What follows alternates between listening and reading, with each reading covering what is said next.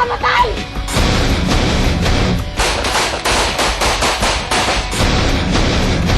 Pasista! Pasista! Ito na matubig mo!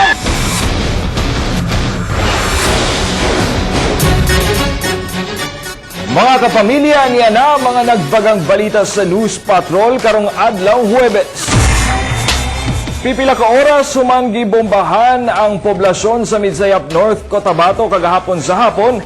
Gibombahan sab pasado alas 5 kagahapon sa hapon ang tulay sa Barangay Lintukan, Dato Piang, Maguindanao. Hinoon matod sa pulis, gamay lang ang nadaot, hinungdan makaagi pa gihapon ang mga sakyanan.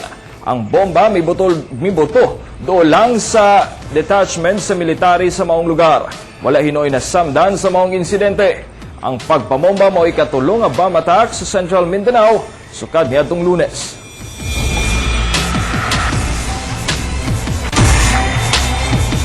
Giduso sa 17th Council ang balaodnon nga mag-request sa DCPO ug Task Force Davao nga ibawal ang mga sakyanan sa agianan sa parada og mga taong magdala og backpack atol sa Kadayawan sa Davao 2013. Butli kayan sa lokal nga gobyerno sa Davao ang terorismo sama sa nahitabo sa Cagayan de Oro City ug Cotabato City. Niadtong Martes sa hapon atol sa regular session, miuyon sa first reading ang mga konsehal sa balaodnon. Giawhag sab ni Davao City Vice Mayor Paulo Duterte nga mag-enjoy ang mga bisita ug mga turista sa Kadayawan, luyo sa hugot nga seguridad nga ipatuman sa mga otoridad atol sa selebrasyon. Kung pwede ibawal ang backpack, no? Nga while po naapod sana bitaw sa maglakaw, bawal po lang na mga motor, naapoy mga vehicle sana siya mag-agi-agi. So muna siyang ihangyo nga mataga yung importansya during sa tuwa celebration. Sa mga Dabawen yun, no, kay sunan ako nga taga Davao, kitantanan maglipay ta kay kani selebrasyon sa atong syudad, unya atong walaon ang kahadlok kay ako mismo muuban kaninyo karon sa selebrasyon sa Kadayawan.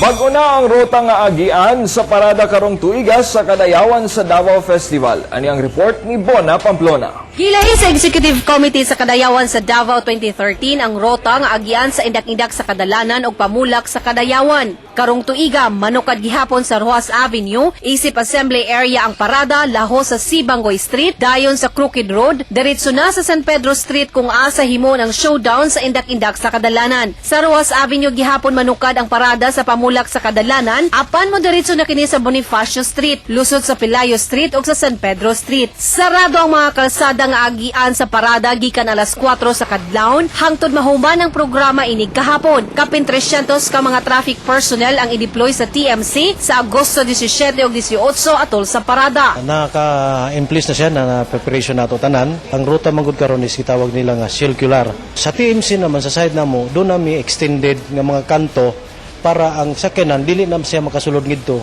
mismo sa full close. So ang gitawag nato is regulated no entry. Regulated no entry, ang buti pasabot namo diya, kung gikan ka sa Palmahil paingon ka sa Claveria sa same recto, dapat dili ka na mo sulod mismo dito, pero kung nakay building, nakay establishment diya sa area, pwede ka na mo pasudlon dito para makadto ka sa imong establishment. Andam na sabang napulo ka mga kandidata alang sa iya sa Kadayawan 2013 nga representahan sa napulo ka mga tribo sa Davao City. Agosto 10 himo ng Cultural Skills Showcase sa mga kandidata. Una ang Grand Coronation sa Agosto 16 sa Davao City Recreational Center. Namakwit ang mga residente gikan Loreto, Agusan del Sur sa kahadlok nga mapagan sa operasyon sa militar. Atong balikan si Bona Pamplona sa report. Nagtapok dinhi sa Bangkiroan Gym sa Barangay 5-A ang 263 ka mga pamilya gikan sa Barangay Sabod, Barangay Kauswagan ug Barangay San Mariano, Loreto, Agusan del Sur. Namakwit sila kagahapon sa tumang kahadlok nga mapagan sa nagpadayong military operation sa ilang lugar kontra NPA. Ug kami mo ingon nga ayaw mo giipon sa mua kay kamo armado man mo. Ang sila kay diha man ninuon mo suksok sa amo na ang kami ana hinsibat mi sa among lugar kay kana laging ang ilahang trabaho di man maminaw sila sa amo nga dili mi mo sugot nga naa diha mo ipon kay naghan ko kayo mga bata diha. Sa wala pa ng sundalo, maayo kayo amo ang panginabuhian, wala gid mi samok didto. Kami naalaan mi nga NPA ma'am pero dili na to kalikayan. dili jud na maingon nga wala kay tungod nagira man sila. Pero dako ang pagduda sa grupong panalitdan nga buot lang pahawaon ng mga residente sa ilang lugar tungod sa pagsulod sa Chinese company ang Senhong nga buot mo explore sa natural gas deposit sa Agusan Mars. Gibutyag sa mga bakwit usa sa nagtukmod kanila sa pagbakwit ang wala paghatag o pagtagad sa ilang mulo sa lokal nga kagamhanan sa Loreto. Kami nagapanawagan nga mangayo kami og tabang sa inyo. Tungod kay ania kami isip mga bakwiter nga walang-wala gyud gikan sa among nagkalain-lain nga komunidad ug barangay. Kani sila giabog gid ni dito sa provincial government. Ang tinuod pag yun nga hinungdan nganong militarisado ang Agusan. Kay naaman diya ang Agusan Mars. Nya ang pinaka sentro sa Agusan Mars ang Loreto. Ang Agusan Mars dunay natural gas. Gusto namo ipagawas karon ang amo ang pagbutyag nga ongoing ang exploration sa Senhong nga Chinese company nga dunay kontrata sa gobyerno og sa China diha sa pag-explore sa natural gas deposit diha. Naglaom ang mga bakwit nga mahunong ang militarisasyon sa ilang lugar aron makabalik sila sa pagpuyo nga normal. Ug mao katong mga balitang naglangkob sa News Patrol karong buntaga. Mga kapamilya, daghang salamat.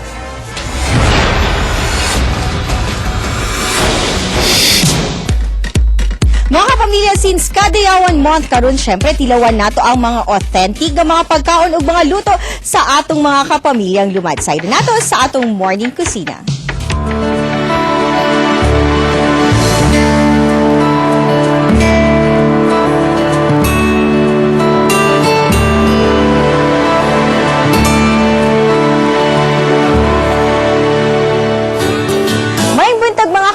And welcome sa Morning Kusina. August na gyud, and since August, Kadayawan Month na. Syempre, usa ka native dish food ang among ihatag sa inyo this morning. And para tudluan ta makauban nato si Sir Dudes gikan sa Kaunanan Restaurant dinhi sa Crocodile Park. Good morning, sir. Good morning, ma'am. And happy Kadayawan. Happy Kadayawan. Ayan. Sir, usa ka native dish na paborito sa mga Davaoenyo ang atong lutuon this morning. Unsa ni sir? Ginatawag nato ni na binayong ahos. Binayong ahos. Kanong binayong ahos man, sir? Kasi sa ahos, dito nagpapasarap ang klaseng luto na ito, yung binayong ahos. Ayan. Kaya ang ahos ang pinakamaraming Ang sangkap. bida. Bida talaga dito sa Correct. luto na to. And since main ingredient nato mga kapamilya ang ahos, ani na sa bang uban pang mga ingredients para sa atong binayong ahos.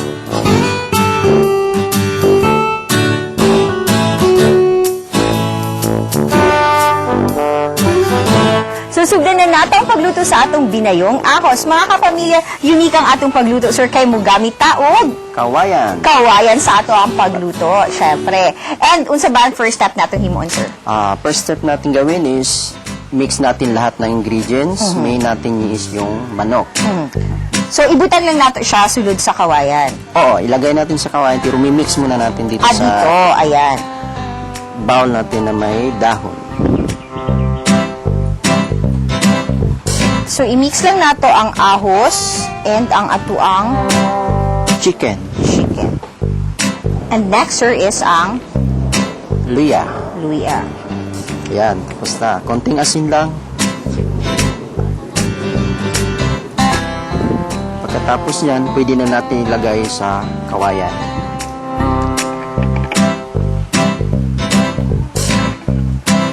So, butang na nato ang tanglad lastly, pagbutang na nato sa tanang ingredients sa sulod. So, ang tanglad, sir, ang isa sa makapahumot sa ato ang sudan. Okay. So, ang mag-seal sa iyaha is ang dahon sa ato ang saging. And then, lutuin na nato siya.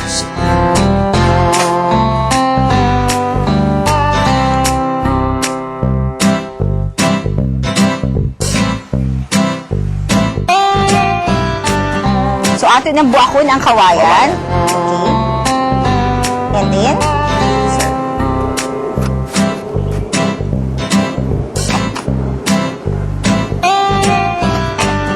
Mut kayo. Excited na ako. Ayan.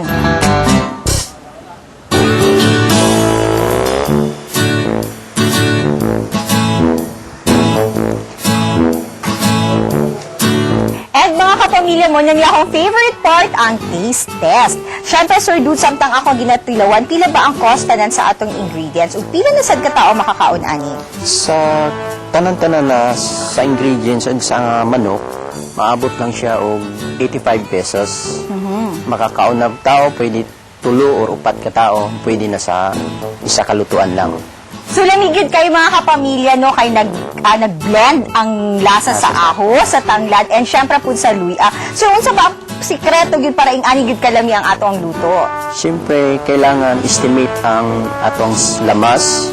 Tama ang lamas, estimated siya sa ahos, o sa luya, o sa tanglad. O sa tama sa pagluto, sa atong kalayo, nga dili siya Taas kayo fire, oo. Dili siya ahat na pagkaluto, sakto lang yun iyang pagkaluto. Ayan. Sir Dul, salamat sa imong pag-share sa atong recipe this morning. Pwede po din yung i-check mga kapamilya unsa ang paghimo nini sa atong Facebook page sa Maayong Buntag Mindanao. Sir Dul, salamat kayo sa imong pag-share sa imong recipe this morning. Till our next cooking session mga kapamilya, din lamang sa Maayong Buntag Mindanao.